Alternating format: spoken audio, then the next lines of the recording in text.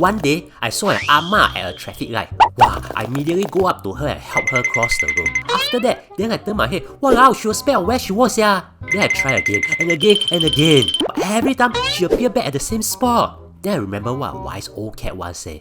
If you didn't film your kind deeds and post it to social media, it never happened. So, I filmed myself doing it lah. Abe, you idiot. She didn't want to cross the road lah. Never mind, we should all be still kind and...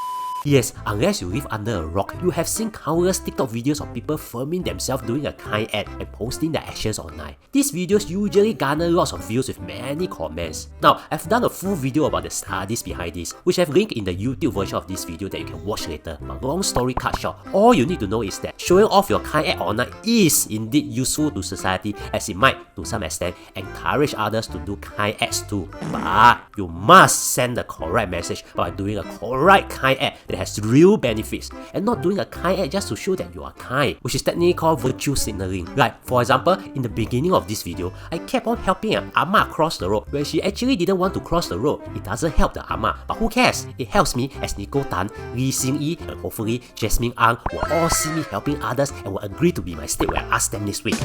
Because sometimes people film themselves doing things that look kind, but those acts might not be the best solution, and in fact might backfire. Let's use another example. People like to film themselves buying roti prata for a homeless person and filming their act out and then telling their viewers to be kind. The correct thing to do is to check on him and refer him to the social services officers. So, what are some of the kind act that has real benefits which will help spread the correct message of kindness? You can, of course, go around Singapore to look for needy people who are still not getting help from the government yet and refer them to the government. But I bet you'd rather sit in Don Don Donki and listen to the Don Don Donki theme song for 10 hours on Don Don Donki, Don Don Donki than to do the work of finding needy people who need help and refer them to the relevant agencies.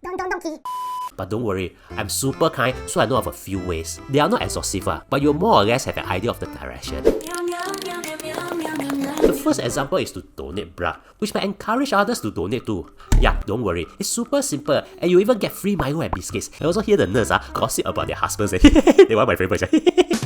Now, note that if you have been to some countries recently, you might need to wait a while before you can donate. I've left a link in the YouTube version of this video for you to check your eligibility. But I know your fear, because just like you, maybe years ago, I also didn't donate blood before, and the only time I did so was during NS so that I can take one day off. Now, I donate regularly. So let me guide you through and address your you idiot, why are you judging me? Just because I look like I eat babies doesn't mean that I cannot be a kind soul who donate blood, right? Don't judge you bodo, walao, it's so bad of you to judge me based on how I look and speak, walao, what cow you all you can still eat babies and still donate blood one.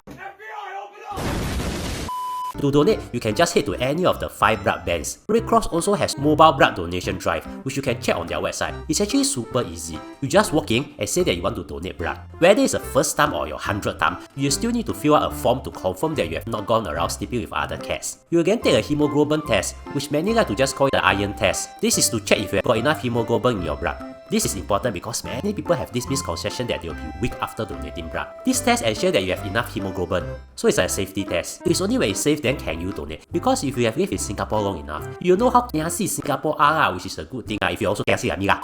Therefore, you really don't need to worry about safety. Then you will have a very private consultation with a doctor who will give you a very simple checkup. So basically, it's a free checkup lah. If everything is fine, then you will go to a huge area with many income chairs. The donation process is super simple too. You just sit down and the only pain that you feel is just a needle. But with us taking so many COVID-19 vaccines, I think most of us are no longer afraid of needles. Once the needle is in, you just sit there comfortably for maybe 30 to 40 minutes. Throughout my donation, I've never felt pain or discomfort. The only discomfort is when the nurse come and talk to me. And I love the nurse very much because she's very pretty. If not, why do I go donate you bodo? Just for info, throughout all my donation sessions, these nurses are very friendly, and because you'll be there for 40 minutes, you also get to know what they are going to have for dinner, when their husbands are coming, etc, etc. If you're afraid of blood, just don't look at the pack. Although I look at mine to confirm that I have blood in my body, not bubble tea. When it's done, the needle will be removed, and depending on how many times you have donated, you'll be given some gifts. Once you have donated, you also receive reminders to donate again after 3 months. By now, you should be asking, do I feel weak after that? Here's the thing, not at all, not even once for me. In fact, I continue exercising the next day and feel no difference at all. Really? Yeah lah, I didn't feel... I mean, you exercise? Isn't eating gong considered exercising since I'm moving my mouth? Yeah, but seriously, there's no difference at all, and I can still run well. I've spoken to others who have donated, and no one has either.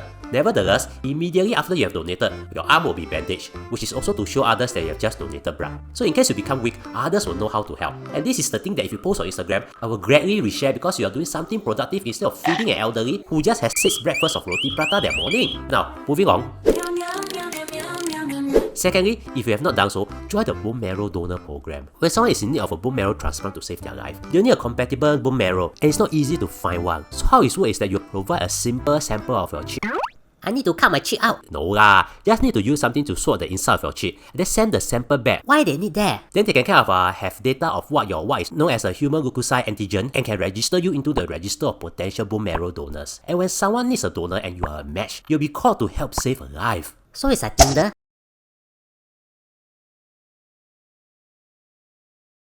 Yeah, but cannot catfish that way. That time I go Tinder fight, okay, I cannot fish.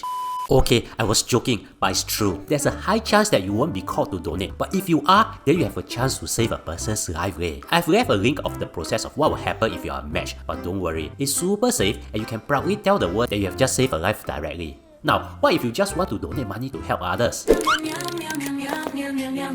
You can do so but with so many scams, it's tricky to find legit donation drive. After all, we have often read stories about fake donation drive whereby it's mentioned that the crowd-funded money is used for something else instead. But in Singapore, there's actually a platform by the Singapore government that helps households to get things that they need, called Kampong Spirit. And each of the donation requests isn't just by any Nicole Tang, Lee Xing Yi or Jasmine Ang, but by trusted social workers and agencies. So no need for us to do our due diligence of ensuring that the money is... Hey, who you? Hello, Blue Cat. I'm here because you spoke about Kampong Spirit, and I'm the product manager of Kampong Spirit. Okay, since I'm here, let me talk a little bit more about it. Yeah, so how does it work? So, less fortunate families also need essential items, right?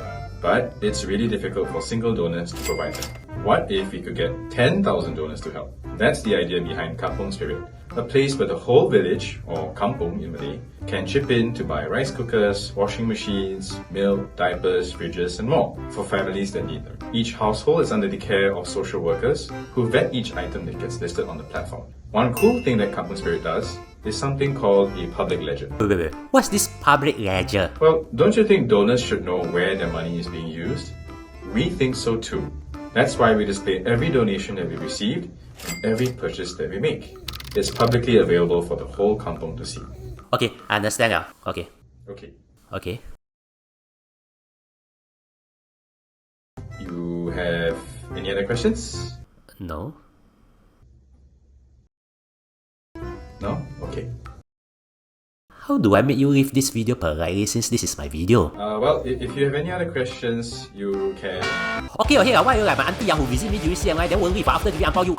Yeah, but you get the idea. If you really want to help regularly financially, you can just head to the Kampong Spirit website, which I've put in the description too. So, hopefully, after this video, we'll be seeing more videos of people donating blood, joining the bone marrow donor program, or donating to Kampong Spirit, instead of more amas appearing in Toa Payoh where she wanted to go Hougang, just because many influencers need content for their TikTok. To know more about the studies about how posting kind acts or nice can influence others, watch this. And thank you for spending almost 8 minutes with me. And me, okay? Okay lah! I really appreciate it.